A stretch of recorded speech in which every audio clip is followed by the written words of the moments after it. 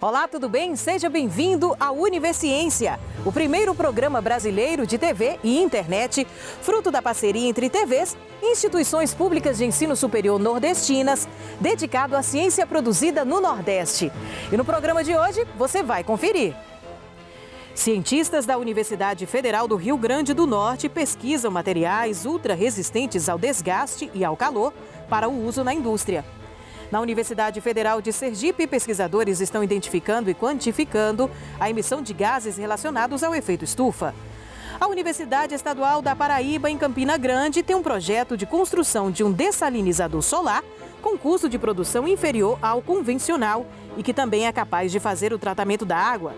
E ainda, na Universidade Estadual do Piauí, questões de gênero e representatividade feminina em produtos da indústria cultural, através da análise da banda Mamonas Assassinas e dos quadrinhos da Mulher Maravilha.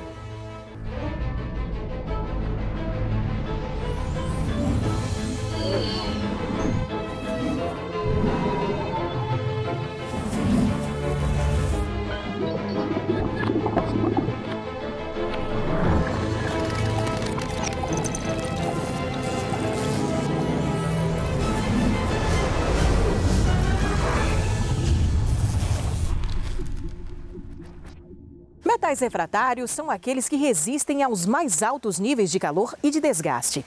A partir deles, cientistas da Universidade Federal do Rio Grande do Norte estão desenvolvendo materiais especiais para aplicação na indústria. Até uma startup foi criada com a expectativa de ser a primeira empresa de tecnologia de metais refratários no Rio Grande do Norte.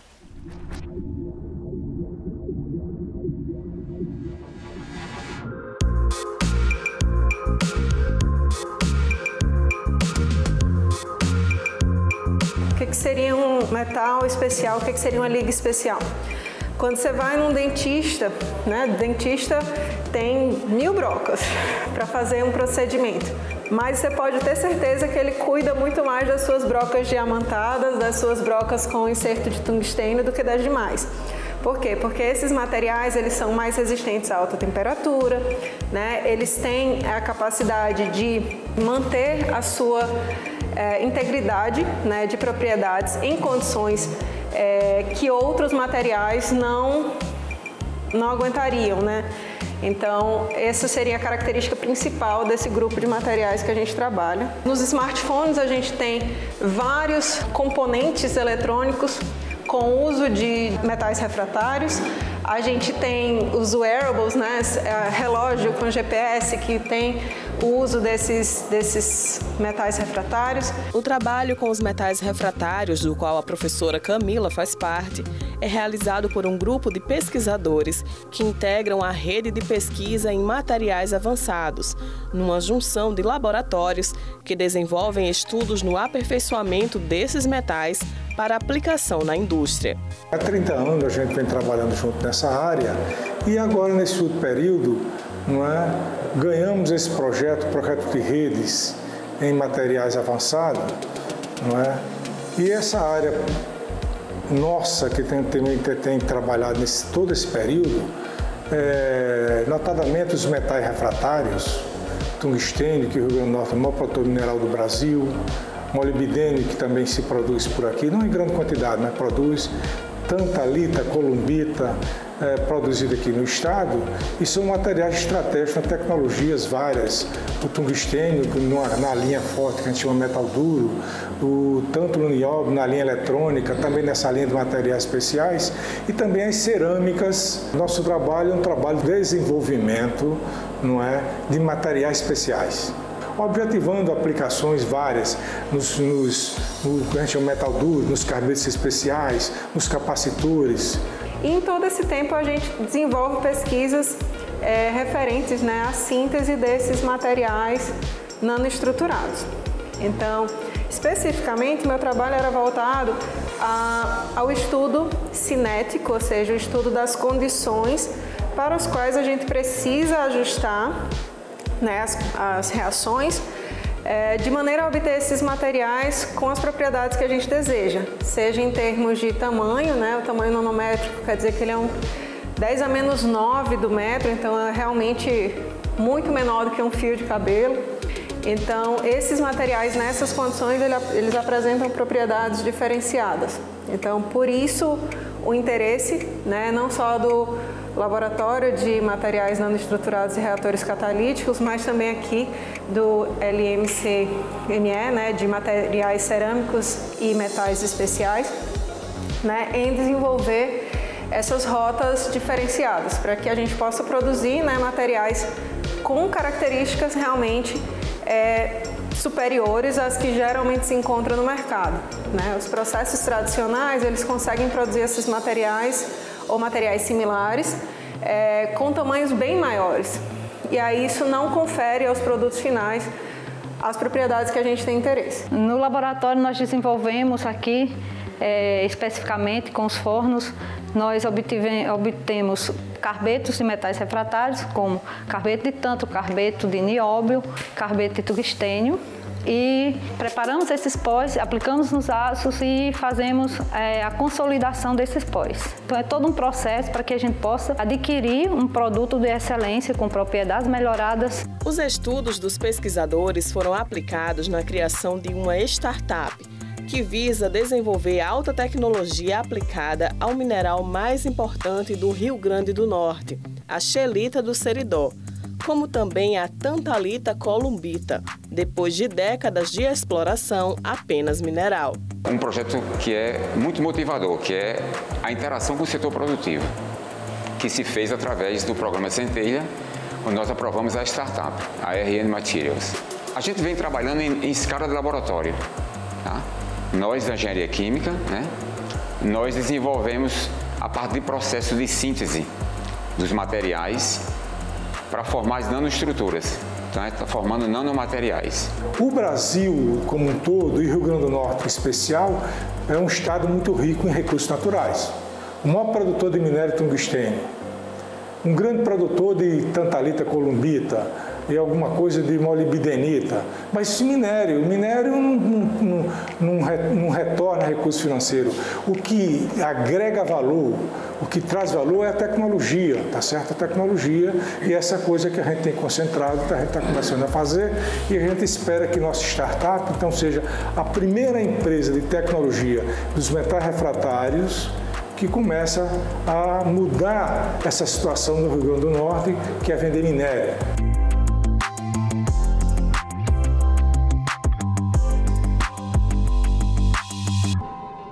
E no próximo bloco você confere. Pesquisadores da Universidade Estadual da Paraíba criam um dessalinizador de água de baixo custo. A gente volta já já.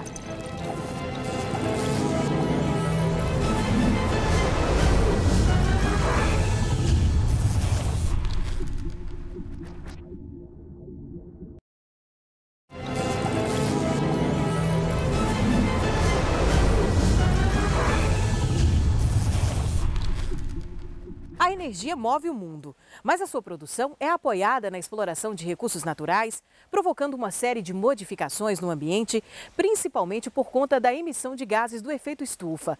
De acordo com o Observatório do Clima, no Brasil, a agricultura e a pecuária são as principais fontes de emissão desses gases, que estão sendo identificados e quantificados pela Universidade Federal de Sergipe, a fim de propor medidas para neutralizar os seus efeitos.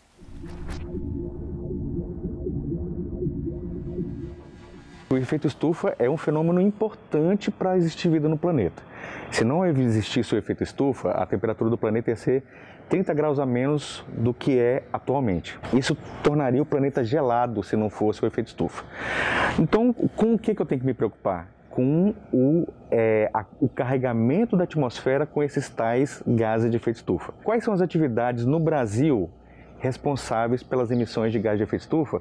Eu vou dizer para você que queimadas, desmatamento, a própria atividade agropecuária, porque o boi, por ser um animal ruminante, ele libera muito metano. Nesse desafio de saber propor manejo melhor da produção de alimento, para que esse manejo e ao produzir alimento não seja um responsável por emitir grandes quantidades de gás de efeito estufa, a gente tem que identificar quanto que tem de carbono no ambiente, né? Então essa é uma das coisas que a gente faz no laboratório. Durante o meu mestrado eu trabalhei com isso.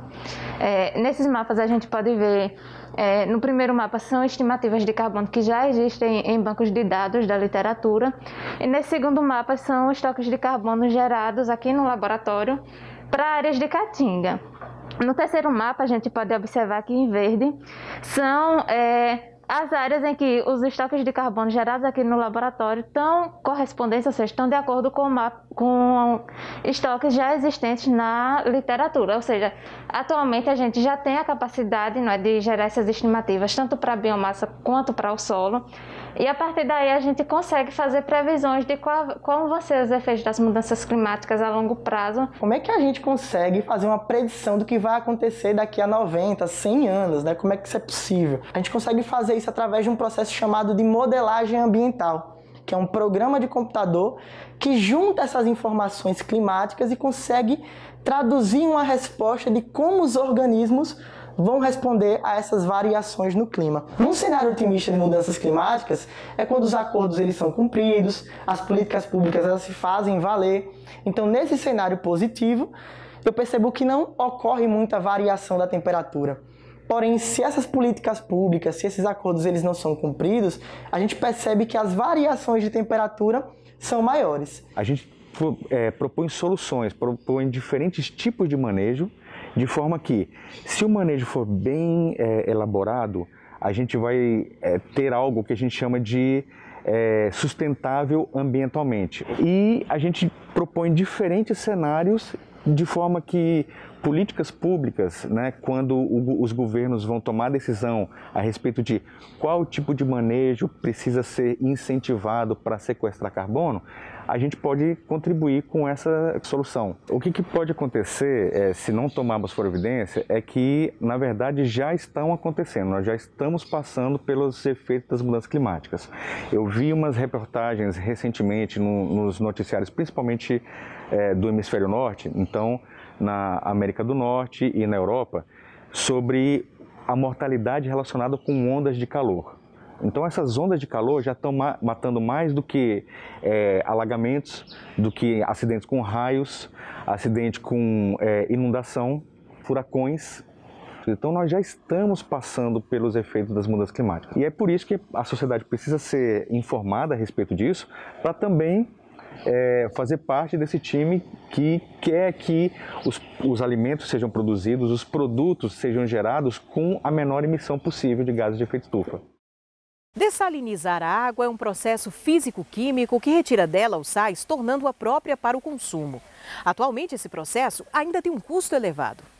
Mas pesquisadores da Universidade Estadual da Paraíba, em Campina Grande, têm um projeto de um dessalinizador solar com custo de produção inferior ao convencional e que é capaz de fazer tratamento microbiológico da água.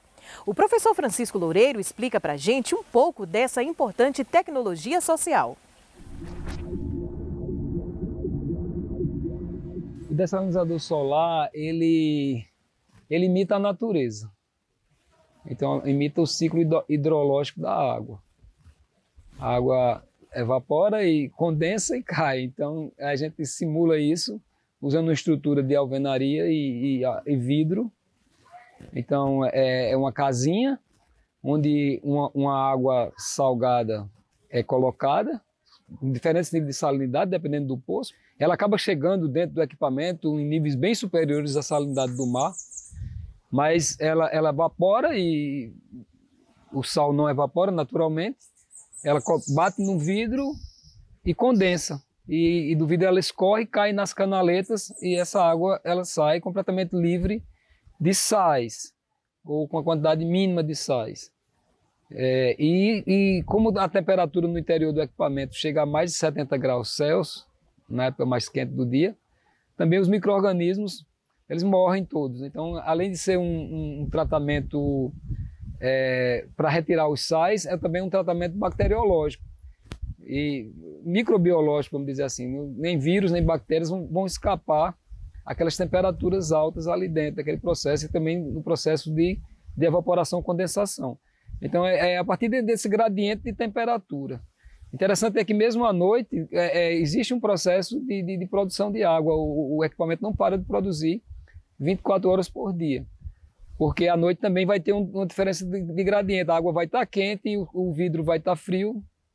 E aí, por esse gradiente de temperatura, a água evapora, bate no vidro, vai para as canaletas e é conduzido para um recipiente para ser distribuído com a qualidade de água idêntica a uma água mineral, uma água de melhor qualidade. Essa água ela precisa ser mineralizada, mas algo muito simples, que o simples fato de você colocar num jarro de barro, o próprio barro remineraliza a água.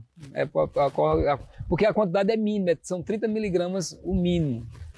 O dessalinizador é feito a partir de placas pré-moldadas, porque é a maneira mais barata e mais rápida de se construir, né? A gente não tem custo de manutenção, é um custo baixo, né? Que o mais caro vai ser o vidro. A gente faz normalmente no sistema de mutirão.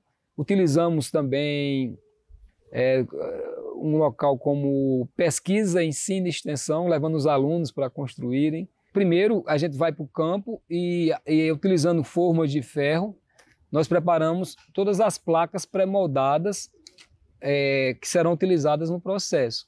As laterais e as frontais, né? Todas com a ferragem adequada para proteger o material.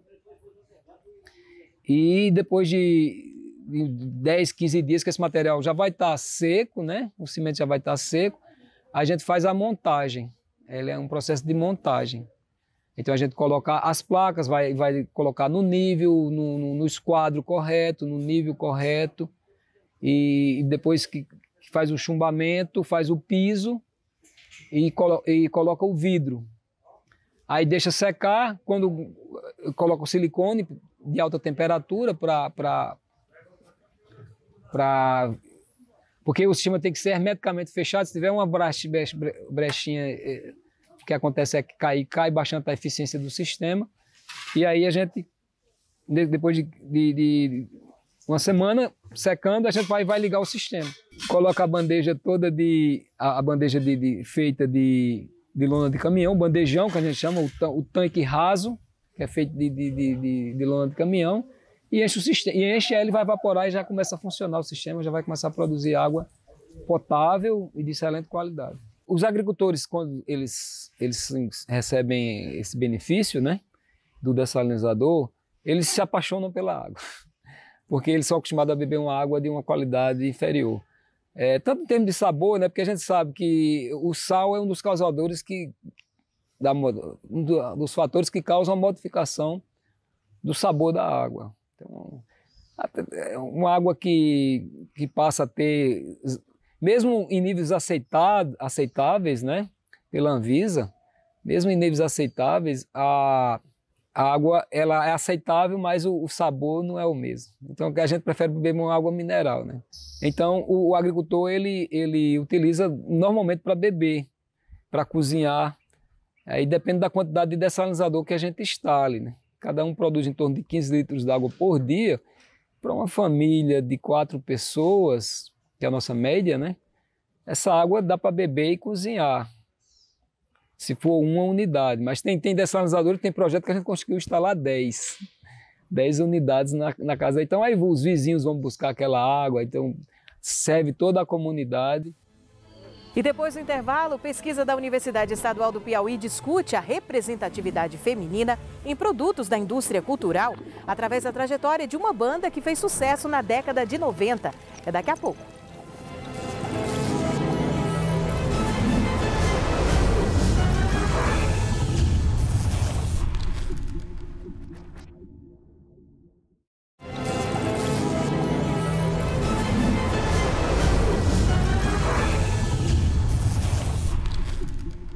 A trajetória rápida, mas intensa da banda Mamonas Assassinas, sua relação com as composições e a sociedade da época.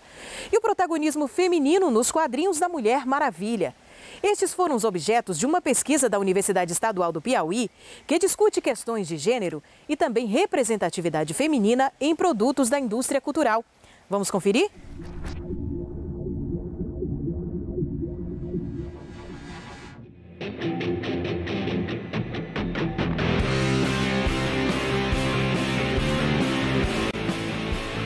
Gênero e sexualidade são temas de discussões em um trabalho sobre a banda Mamonas Assassinas na Universidade Estadual do Piauí.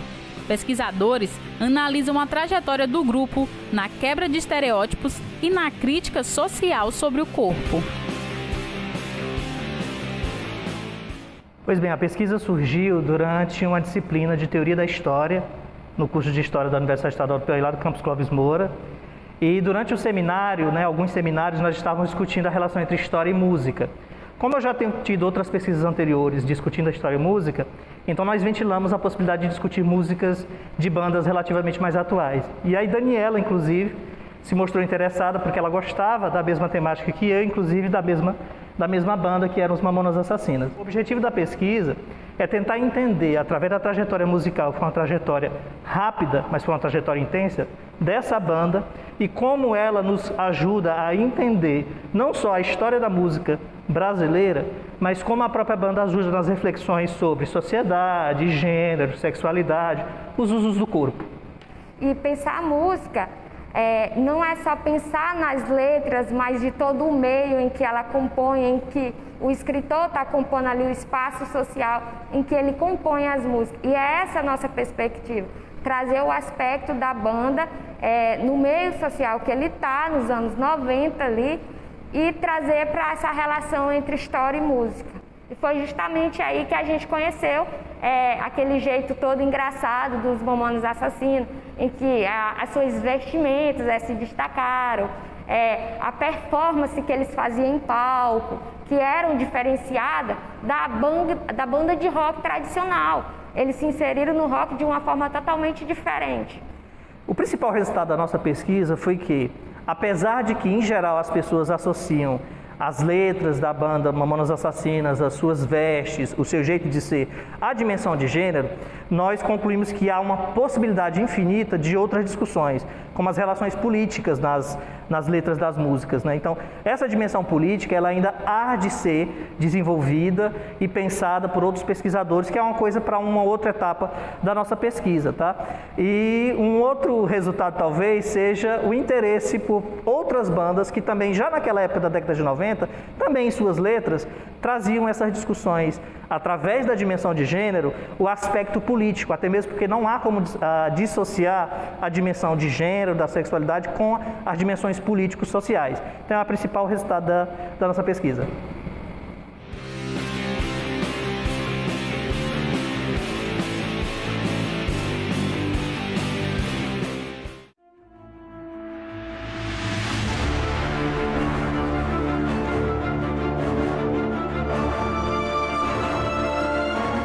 O protagonismo feminino também é apresentado em uma pesquisa sobre a Mulher Maravilha.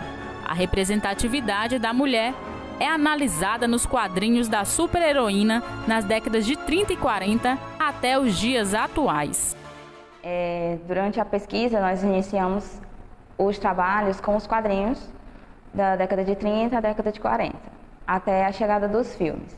A Mulher Maravilha ela tem várias mudanças, desde os quadrinhos até os filmes, principalmente na sua origem, que ela houve algumas mudanças da sua origem, desde a primeira apresentada até agora. Ela é apresentada feita pelo barro, pela mãe dela, porque era o desejo dela ter uma filha, e todos sabemos que na ilha onde ela vive não há presença de homens, e os deuses deram esse presente. Já nas próximas histórias, já mais na atualidade, ela é apresentada como uma relação que não deveria ter acontecido entre a mãe dela e um dos deuses, e aí ela veio a nascer.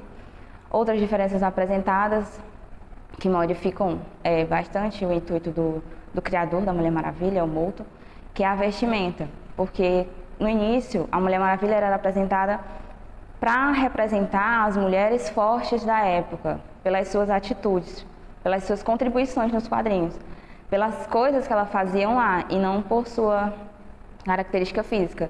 E já nos mais recentes, a primeira coisa que chama a atenção é a aparência, pela roupa mais curta, pela roupa colada, pela sua boa aparência física, e essa acaba tirando um pouquinho do motivo real de que ela foi feita, né? Ela foi feita para representar o protagonismo das mulheres, ela foi feita para mostrar que a mulher era capaz de fazer as suas coisas assim como os homens da época, porque antes, nos seus primeiros quadrinhos, ela não tinha o espaço que ela tem hoje. Ela não era uma heroína, ela era uma assistente da Liga da Justiça. Os resultados mostram isso, né?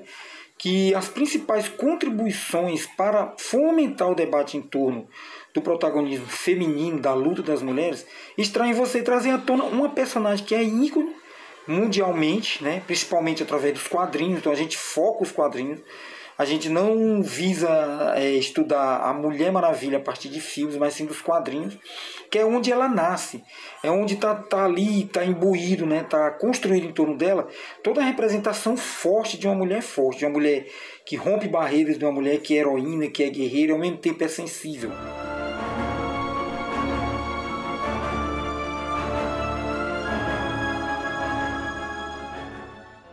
O Universiência de hoje vai ficando por aqui. A gente agradece a sua companhia e se encontra no próximo programa. Tchau, tchau e até lá!